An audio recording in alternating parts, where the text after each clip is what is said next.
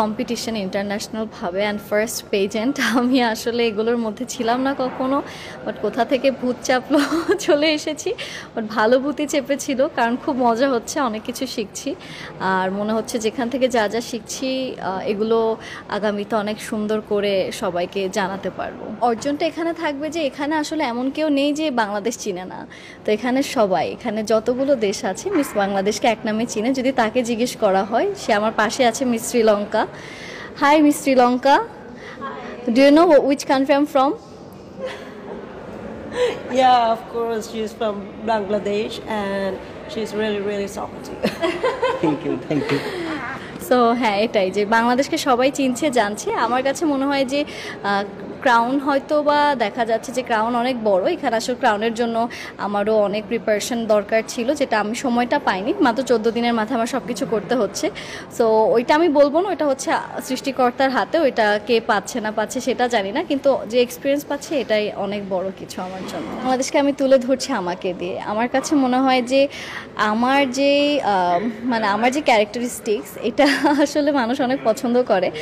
আর সেখানে আমি মানুষের সাথে যেভাবে মিশে যাচ্ছি, এখানে সবার সাথে আমার কথা হচ্ছে, তো দেখা যাচ্ছে কেউ যদি এমনও থাকে চুপচাপ বসে আছে, ওইখানে যেও বাংলাদেশ যে তার সাথে কথা বলছে। সো বাংলাদেশের মানুষের যে ক্যারেক্টারিস্টিক, যে তারা যে সবার সাথে মিশে যেতে পারে, মিলে যেতে পারে, ওইটার মাধ্যমে আমি আসলে নিজেকে ফুটিয়ে তোলার চেষ্টা করছি। আমাকে সাপোর্ট করে আসছিলেন, যেভাবে আমাকে মোটিভেট করে আসছিলেন, সেগুলো আপনারা হচ্ছে গিয়ে করতে থাকবেন। আর একটা জিনিস, যেহেতু এটা ইন্টারন্যাশনাল প্ল্যাটফর্ম, সবার নেগেটিভ পজিটিভ কমেন্ট থাকবে, কিন্তু আমি আপনাদের কাছে এতটুকু কামনা করব যে পজিটিভ কমেন্টই বেশি করার চেষ্টা করবেন। কারণ সবাই এখানে আমাদের যে মাল্টিমিডিয়া রাউন্ড আছে, সেখানে হচ্ছে গিয়ে কমেন্ট, ইন্টারনেটে কমেন্ট কী সব আসছে, এগুলো থেকে অনেক মার্কিংস কাটা হচ্ছে। সো দেখা যাচ্ছে আপনারা বাংলাতে লিখলেও সেটা ট্রান্সলেট করে তারা পড়ে হচ্ছে গিয়ে আবার এখানে মানুষজন অনেকেই কথা বলে যে এইভাবে কেন কমেন্ট করে। তো এই জিনিসগুলো দেখা যাচ্ছে, তখন তো আমি ঘুরিয়ে কথা বলতে পারি না, কারণ আমার দেশের মানুষ, আমি কি বলবো। তো নেগেটিভ কমেন্ট যারা করছেন তারা অবশ্যই নেগেটিভ পজিটিভ সবই থাকবে, কিন্তু আমি তাদের কাছে বলবো যে আপাতত একটু ভিতরে রাখেন, শোটা শেষ হোক, কারণ এখানে অনেক অনেক জায়গা থেকে মার্কিং হচ্ছে আর অনেক জায়গা থেকে মার্ক কাটাও হচ্ছে। সো আসলে পিছিয়ে পড়ার যদি এইটা কোনো একটা রিজন থাকে, তাহলে দেখা যাচ্ছে যে আমার পুরো দেশটাই পিছিয়ে যাবে।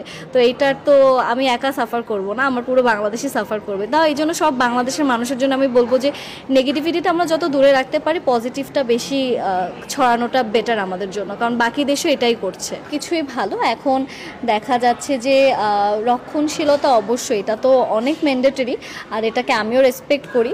আর যেহেতু এখানে ইন্টারন্যাশনাল প্ল্যাটফর্ম, তাই আমার ড্রেসিং সেন্স আমাকে একটু তাদের মতো করেই করতে হচ্ছে, যেটা আমাকে করতে হবে, না হলে আমি এতদিন আউট হয়ে যেতাম। তো আমি বলবো যে যেহেতু এখন সাময়িক সময়ের জন্য আমি এটা করছি, আর এটা সামনেও দেখা যাচ্ছে যে যারা আসবে তাদেরকে আমি বলবো যে যদি বেশি কনজারভেটিভ ফ্যামিলি থেকে যারা বিলং করে স্পেশালি, তাদেরকে আমি বলবো যে নিজে যেটা কমফোর্টেবল অতটুকুতেই রাখতে, যেটা মনে হবে যে কমফোর্ট জোনের বাইরে সেটা না করাটাই বেটার। তো আমি ওইটাই করছি, যতটুকু আমার সাধ্যের মধ্যে আছে করছি, যতটুকু সাধ্যের মধ্যে নেই ততটুকু থেকে আমি বাইরে থাকছি। এ ধরনের প্রতিযোগিতা থেকে যারা যায় তারা হচ্ছে সিনেমা, মডেলিং বা বড় পর্দায় পরে দেখা যায়।